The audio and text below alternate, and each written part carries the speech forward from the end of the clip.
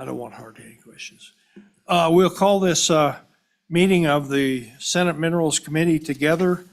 We're here today to interview two prospective candidates for the Energy Resource Council. First thing up, we're gonna have Randall introduce them, but first thing up is we're gonna have the executive director do an introduction of the ERC and the SER so that everybody knows what those organizations are and how they work together. And I'm assuming we have both of the candidates on the Zoom. Oh, okay. All right. Well, it's for both of them. So, Executive Director of the SER, go ahead, Holly.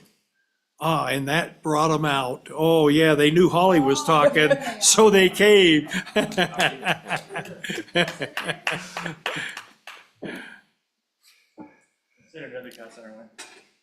Sure, she's always on her way. She's always on her way. Yeah. Mr. Okay, go Chairman. ahead. Yep. Mr. Chairman, members of the committee, thank you so much for hearing me today. I'm Holly Krecka, Executive Director of the University of Wyoming School of Energy Resources. And I'm here just to thank you for taking the time for this hearing and to taking your responsibility seriously. The School of Energy Resources works across the University of Wyoming and across the state with industry partners to advance Wyoming's energy sector. So we are a college at the university. We have an undergraduate academic program. We have outreach programs and research. So we're the powerhouse at the university focused on bringing everyone together around novel energy topics. The Energy Resources Council, which you're here to hear about members of or nominated members of, is our governance board. So they're responsible specifically for guidance and oversight of the School of Energy Resources.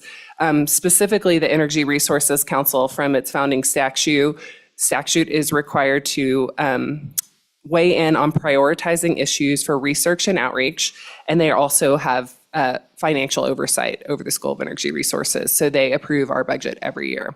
And so that is the role of the Energy Resources Council, to oversee the School of Energy Resources, whereas they don't micromanage, we do all the work, but they are our governance board. So thank you again for taking the time and taking this seriously. It's very important to us. Any questions for Holly? Any questions for Holly? So Holly, they're distinctly different.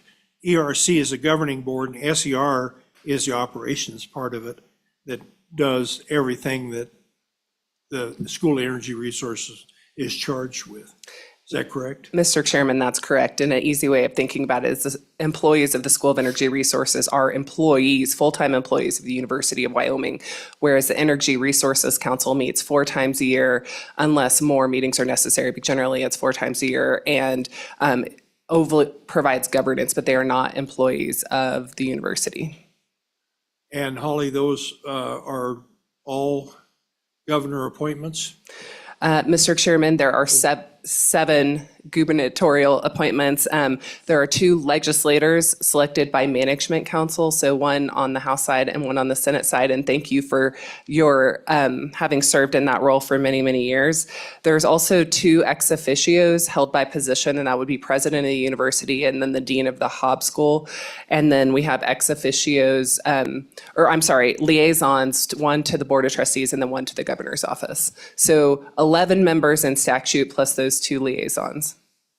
And those appointees from the governors are normally industry kind of people? Yes, Mr. Chairman, by statute, the members that are nominated by the governor and confirmed by the Senate, this is a quote, shall represent to the greatest extent practical diverse components of Wyoming's energy industries.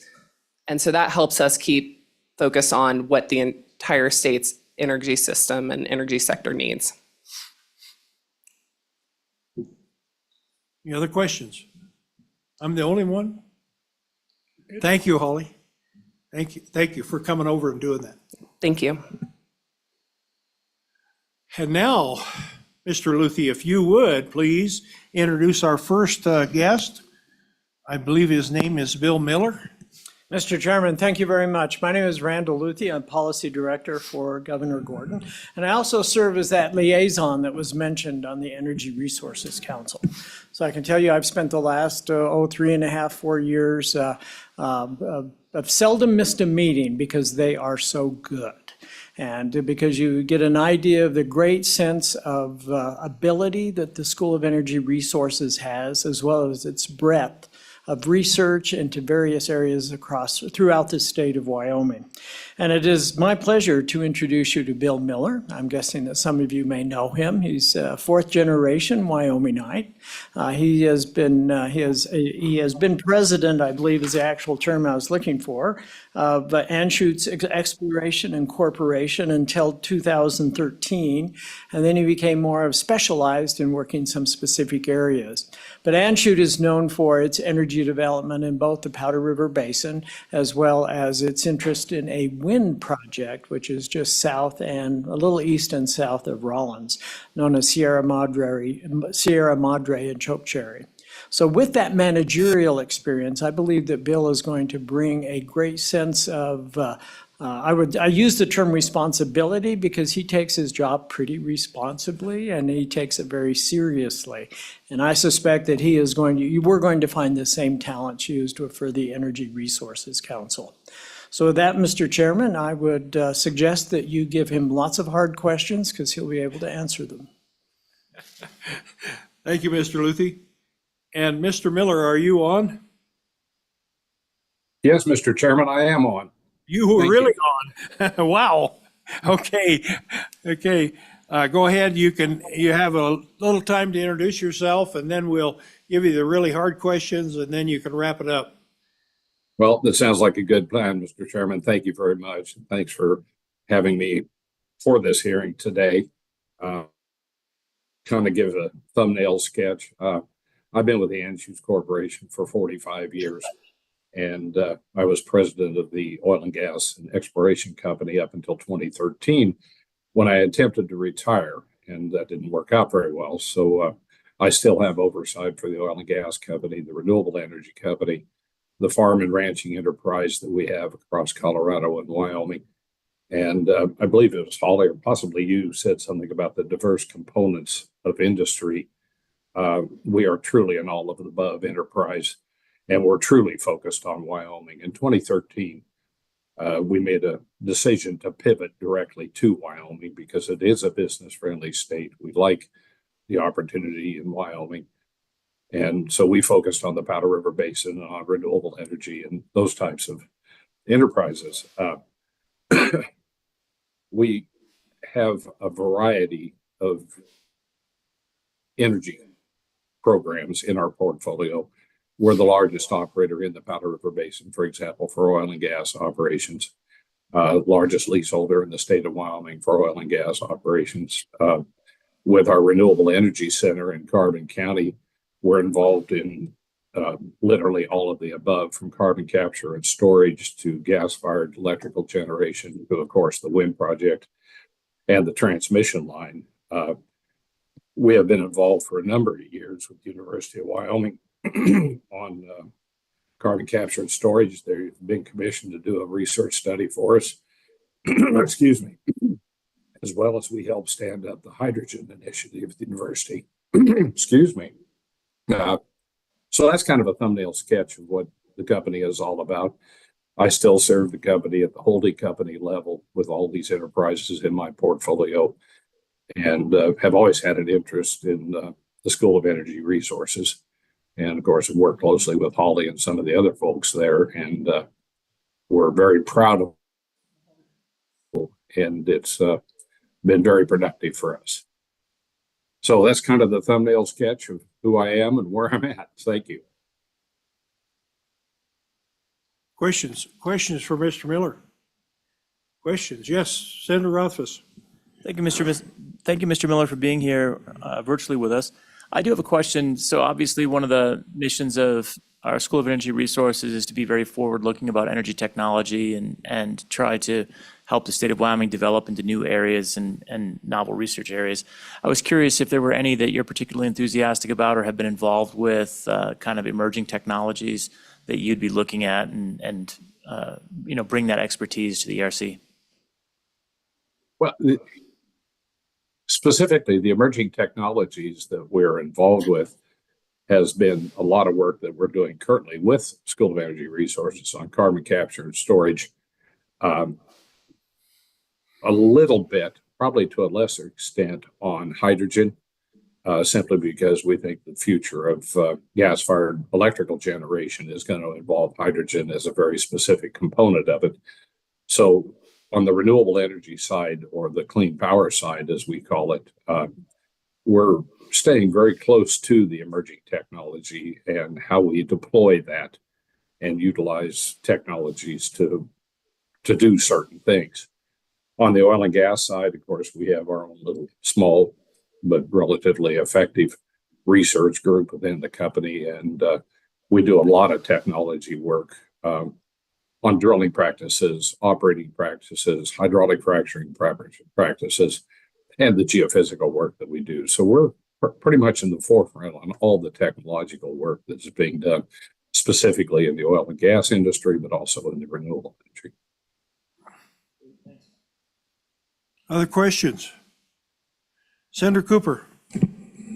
Mr. Miller, can you give us your position on the growth of nuclear in Wyoming?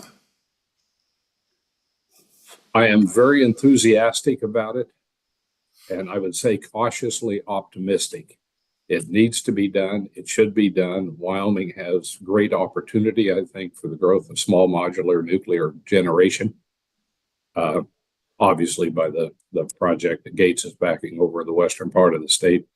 But I think there's maybe quite a bit of opportunity in other sectors of industry to utilize nuclear power for electrical generation. I think Wyoming is, quite frankly, I think they're in the catbird seat just because of the regulatory environment and the opportunity in front of us.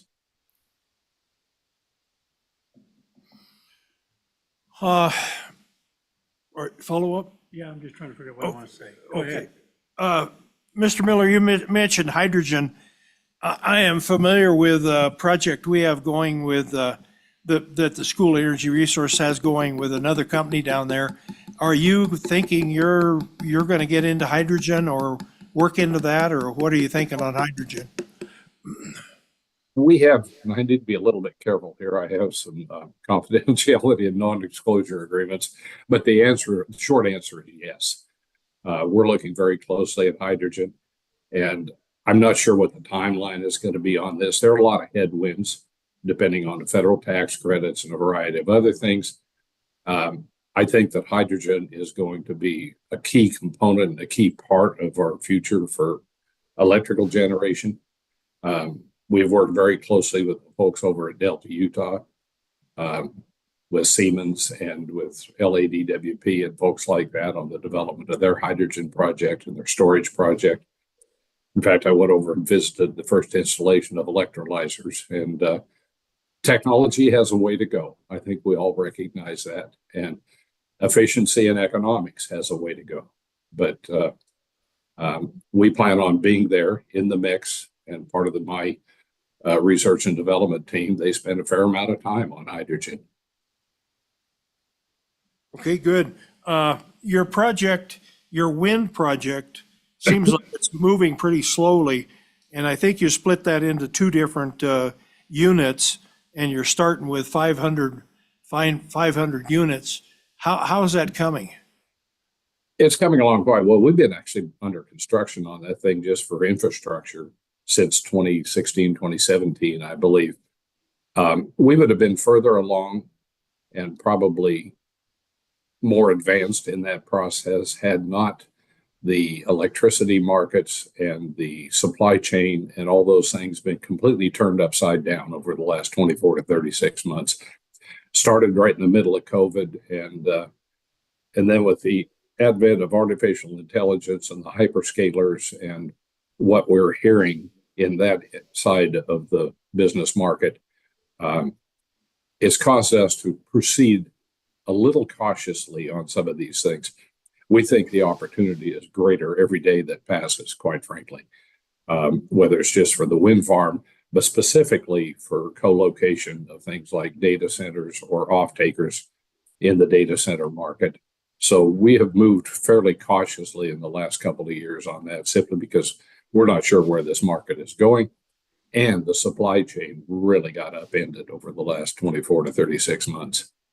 But we're mobilizing here sometime within the next 3 or 4 weeks for this year's infrastructure development on site. You have to keep in mind, it's not a phased project. It's quite as you described.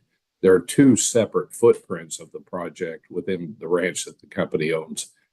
And we have revised and redone the engineering on that a couple times. We have reduced the size or number of turbines, but increased the megawatt output over the same time.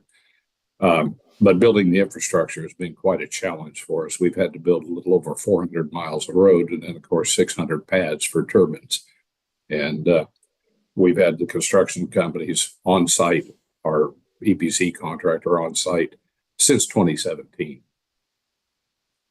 So it's moving along, maybe not at a pace I would like or anybody would like, but it's moving.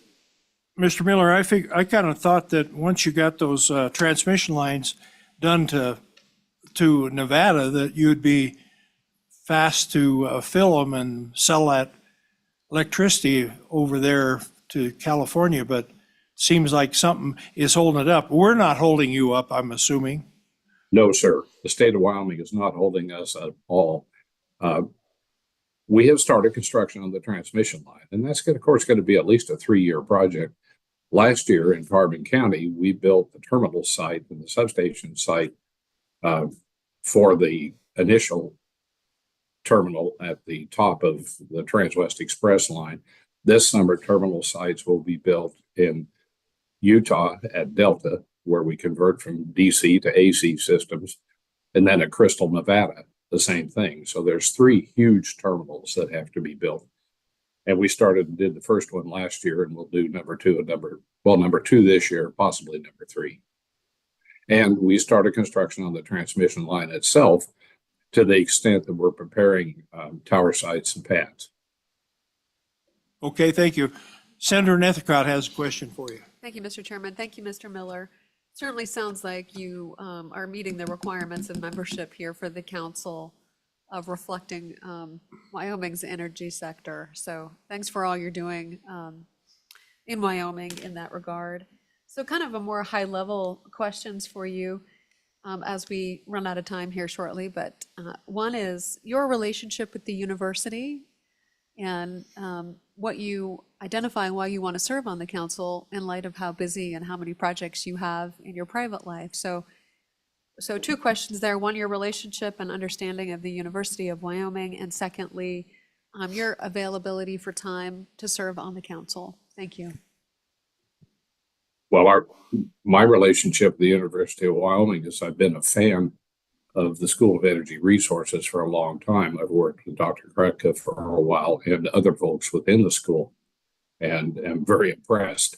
And when I found out I was being considered for this, it was an important thing for me. I want to continue the support of that school, not only personally, but from a corporate point of view. And I think industry obviously has an opportunity to make big contributions by participating in what the school does.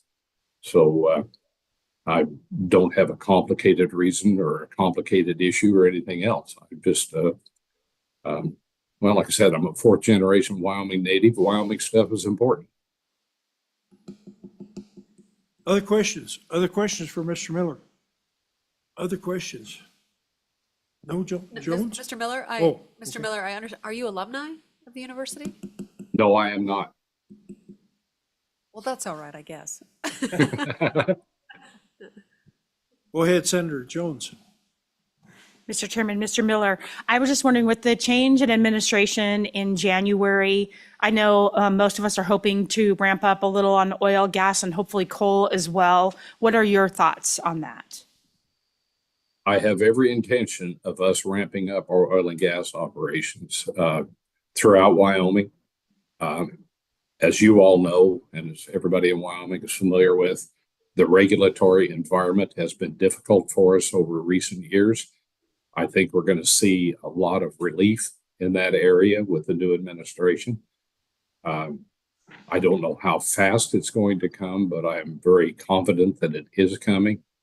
With the new Secretary of Interior and new Director of the Bureau of Land Management, we're going to be very aggressive, whether it's in the Powder River Basin or the Green River Basin, and to a lesser extent, even in Utah and Colorado. We have a huge inventory, from our perspective anyway, for our company, of federal lands. And I think we're going to see an opportunity that we have been missing for the last 4 or 8 years to access and perform our work on those federal lands. So I'm enthusiastic.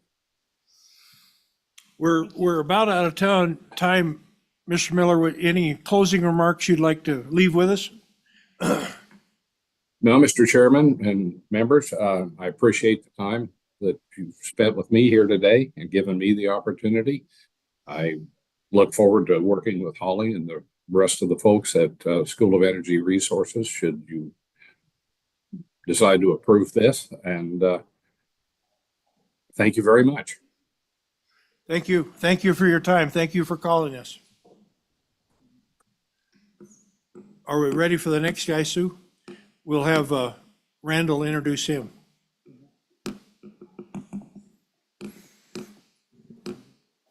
Thank you, Mr. Chairman. Once more, Randall Luthi, Policy Director for Governor Gordon. It's my pleasure once again to introduce you to Peter Gottfried. He is a recommendation of Senator Salazar.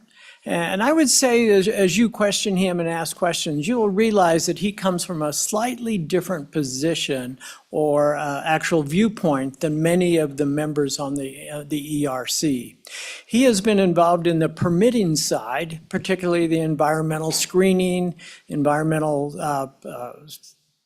when I say screening, environmental permitting side, where he has been able to evaluate the effects of energy projects, the overall how it fits into the environment, and has worked, certainly has experience with NEPA.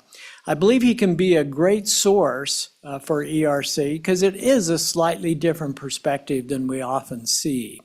He has a long interest in Wyoming. As he said, I believe he'll tell you he probably got here as quickly as he could, which is true for many people in Wyoming. But again, I think what you're going to find is that he does have the interest, and you're going to find that he has the energy, and that I think that he will be a great asset to the ERC.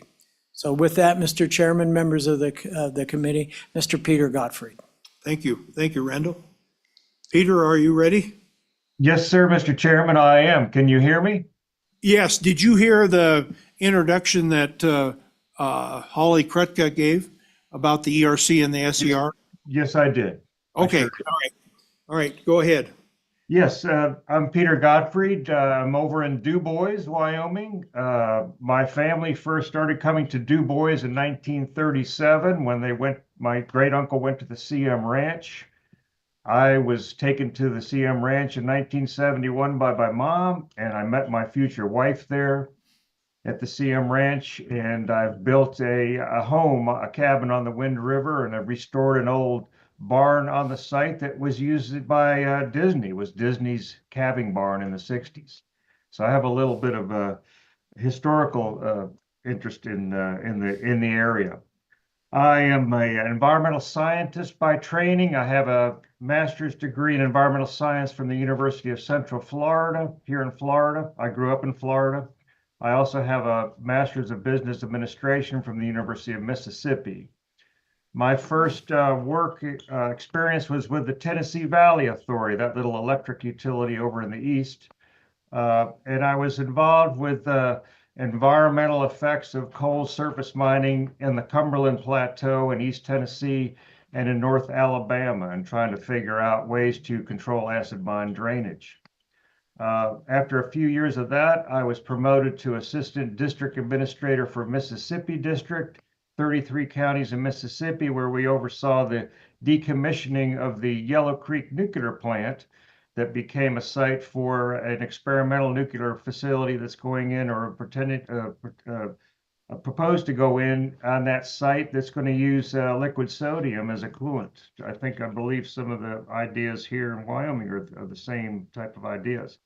I have a lot of experience in understanding of energy generation, energy transmission, and energy distribution. In Tennessee Valley, we had a distribution system similar to Wyoming where we have distributors and we have co-ops that serve electricity to the residents and businesses in Wyoming. I started my company shortly after I left Tennessee Valley Authority in May of 1985. We're celebrating our 40th year. I've employed a lot of scientists and researchers over that period of time, and I've done a lot of environmental permitting, particularly NEPA permitting. And for those of you who understand NEPA permitting, it can be pretty audacious at times. My idea was to streamline that process and get projects built quickly and efficiently.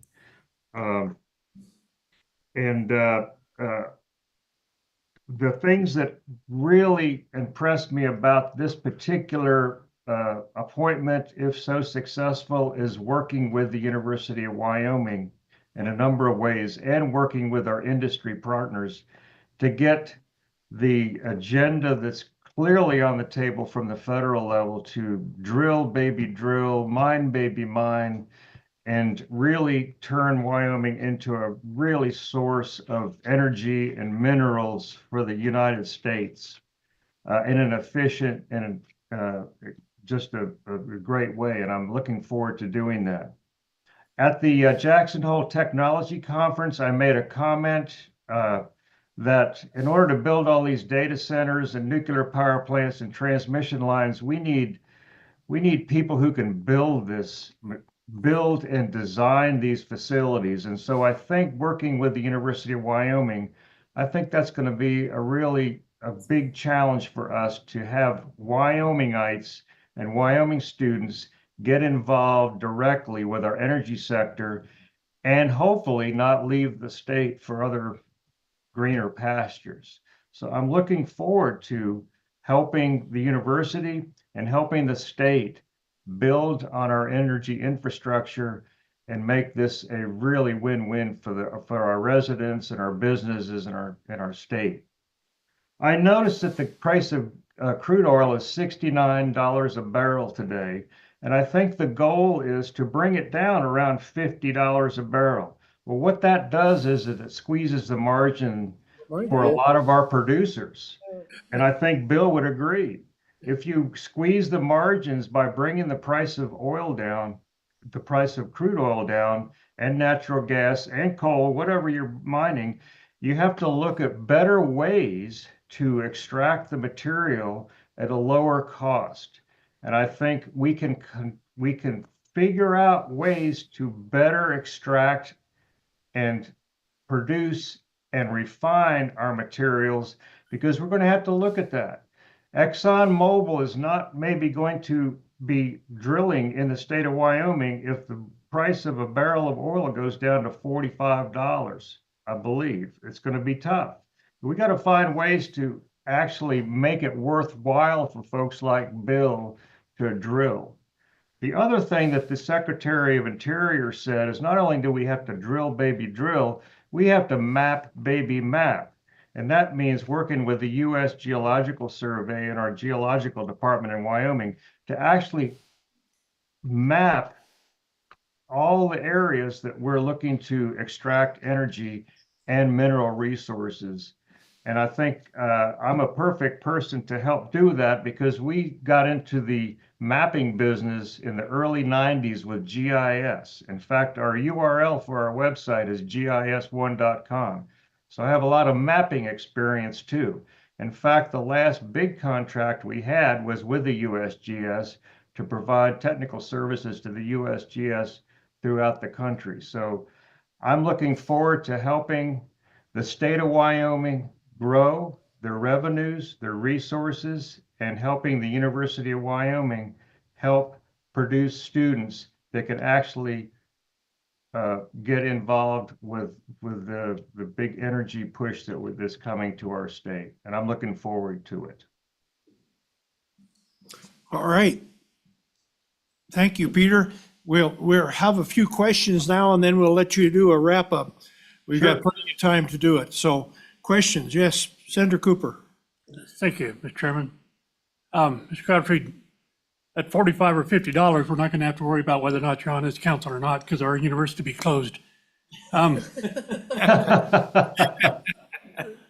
you tell us what your thoughts are on the relationship of CCSU, coal, oil, and gas as compared to the renewables or clean energy projects, and in particular nuclear? Do you see them as a competition, or? I don't see that's competition at all. I think the wind and solar, the renewable energy has a place. And if California is buying and Colorado's buying, let's sell. That's my opinion. Okay. So if nobody's buying, then we have a problem. But we have states in this country, and you can name them, who are looking to buy renewable energy only, and California is one of them. And so the problem with that, and I think Bill mentioned the transmission line that he's working on.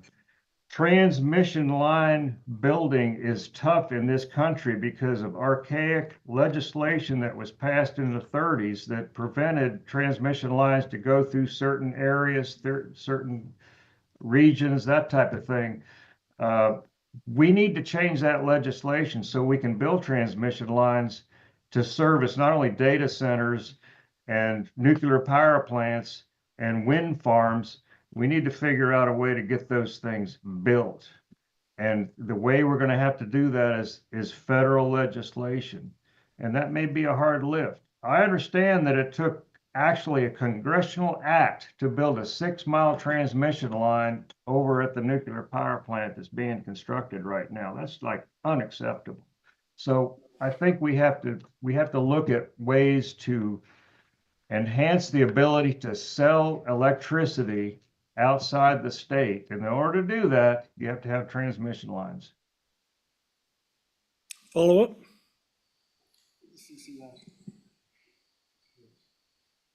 Yes, sir. Mr. Chairman?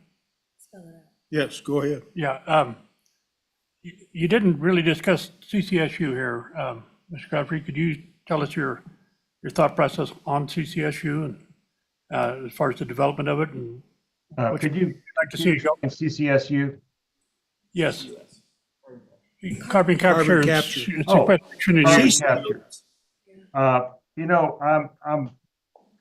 I don't know the whole details of carbon capture. I know it's a carbon offset. I have certain philosophical ideas about climate change and the effect of CO2 and how it could destroy civilization and that kind of thing. If we can do it economically, yes, I'm for it. If we can get something out of it, I'm for it. But I think you have to look at all the effects that may occur or may not occur with the technology of carbon capture. If it's just to satisfy a regulation, I'm not sure that the money may be as well spent as we think. But that's just, I don't know that much about it to make a judgment on it, but I'm just a little bit leery about the whole concept of carbon capture to satisfy a regulatory need that may go away. I don't know.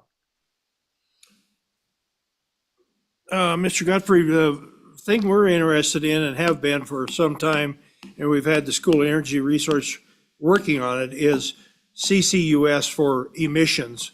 And what we found is that we're selling coal to plants outside Wyoming that need someplace to go with their carbon capture due to the infrastructure, like you say, and the regulations. And so we've been pushing that very hard. How do you feel about the CCUS for emissions? I think that would be, I don't have a problem with that, especially if we're going to sell coal. Now, I don't know whether California is a big buyer of coal, but let's say California's buying coal and they would have to use carbon capture in order to sell the coal, in order for us to sell the coal. I don't have a problem with that. That seems to be a reasonable thing to do because coal, I think, is a great resource. We have a lot of it, and we ought to be selling it and making money on it, making the revenue on it. And if we have to sell it, if we're selling it to a utility that needs to reduce their emissions, then yes, let's do it. Because I think what you're saying is we have customers that could buy it, but they need the carbon capture in order to satisfy a regulatory requirement. Right. So that's fine with me. Mr. Godfrey, little backup for that. Most of the coal that we're talking about is going out of state to the east, to the southwest or southeast.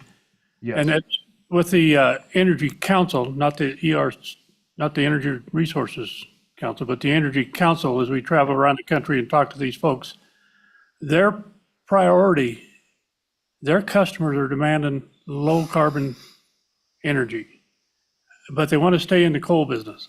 Yes. So with that said, they're looking to us, to the state of Wyoming, for leadership on how to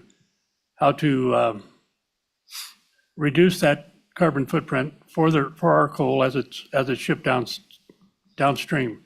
So a large priority of the School of Energy Resources remains with CCSU and the further exploration of it.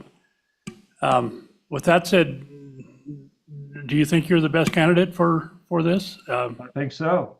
I'm all for selling our resources and doing what's needed to be able to have a customer that's going to buy our resources. And if we have to use the CCSU, I'm for it. I'm for it. I'm not against it.